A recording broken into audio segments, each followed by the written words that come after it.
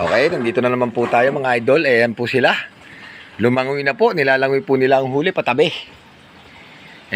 Tingin po natin kahit pa ang ulam meron naman tayo niyan siguro.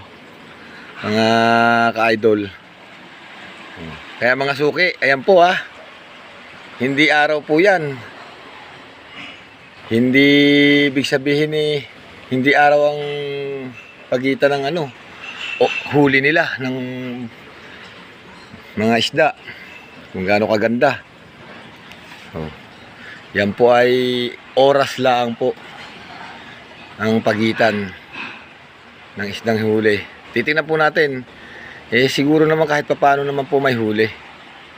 Kaya po ang isda ay tumataas naman po gawa ng wala mahuli. Depende sa huli po yan, tsaka depende sa ganda ng isda. Kung mga isda naman